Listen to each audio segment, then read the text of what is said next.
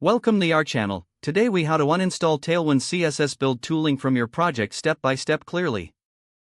To uninstall Tailwind CSS build tooling from your project, start by opening your terminal. Navigate to the root directory of your project. Use the command to uninstall Tailwind CSS and its dependencies.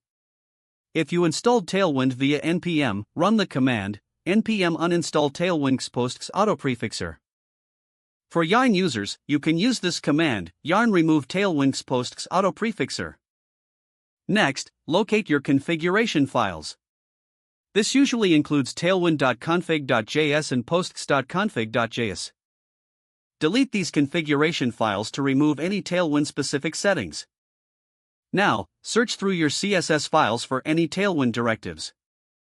Look for any occurrences of add Tailwind, add apply, and other Tailwind-specific utilities. Remove these lines to ensure that no Tailwind styles remain in your style sheet. Once you've cleaned up your CSS, inspect any JavaScript files. Remove any imports related to Tailwind CSS. This may include lines referencing Tailwind setup or components. Next, check your build process configuration if applicable. Remove any references to Tailwind from your build tools like Webpack or Gulp.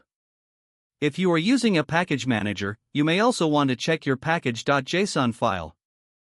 Ensure there are no remaining references to Tailwind or its plugins. Finally, run your build command to verify everything is working smoothly. Confirm that there are no errors related to Tailwind CSS. Your project should now be free from Tailwind CSS build tooling. You have successfully uninstalled Tailwind CSS from your project. If the page does not load, refresh the browser or try again in a private or incognito window. Make sure you are using the correct email address, then retype it carefully to avoid small typos. If your password is not accepted, use the reset option and create a new strong password you can remember.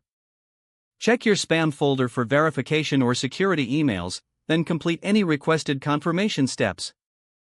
Enable two-factor authentication if available to improve account security and reduce unauthorized access risk. After signing in, review your profile details so your contact information and settings are accurate and current. Don't forget to like this video and subscribe to our channel for more step-by-step tech guides.